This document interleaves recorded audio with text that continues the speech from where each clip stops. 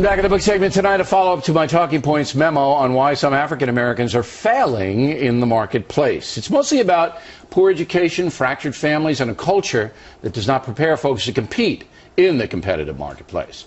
To make that point, I compared African Americans to Asian Americans. According to the Bureau of Labor Statistics, unemployment for Asians, 4.5%, 11.4% for blacks, 5.3% for whites. Out of wedlock births, 17% for Asians, 29% for whites, a whopping 72% for blacks. There's no question poverty is driven by lack of education, poor supervision of children, and fractured families. There's now a person who dissents from my analysis, Tina Nguyen from the website Mediaite. And you say? I say that your assertion statistically is correct, but when you break it down from that large aggregate number, it's completely different.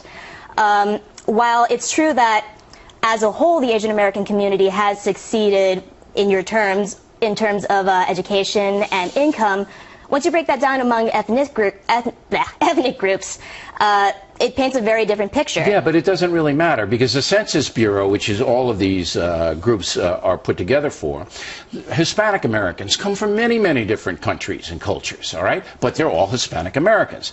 Now, the fact of the matter is that Asian Americans have succeeded in the USA better than any other minority group. Their per capita income is higher. Their education is higher. Their family structure is more intact. So I'm saying there's no white privilege. There must be Asian privilege because the Asians are at the top of the chart and the African Americans are at the bottom of the chart. Right, but that's too high a level of distinction to make any sort of meaningful conclusion of that, just like based on the actual Asian American statistics. Yes, and statistics tell the story. Statistics tell part of the story, Bill. But once you break down the statistics in my article, I make a distinction between people who immigrated to the United States for one reason, for instance. But you can always make that decision. Look, for African Americans, you have Caribbean blacks, you have West African blacks, South African blacks. And if you look in the census, the distinction is also there as well. That's right. But we're talking about an overall problem, and education is the key. And to have a strong, stable home life that encourages education, as in many, many Asian American homes, you have the kids have a big advantage. So I'm saying the culture, the gangster rappers and all of this stuff that is permeating big time into the African American precincts, especially the poorer ones, is harming them, and they have to change the culture. At the same time, I think comparing that culture to Asian American culture is, to use a overused cliche, but I think it fits in this case, it's comparing apples to oranges. We're all Americans.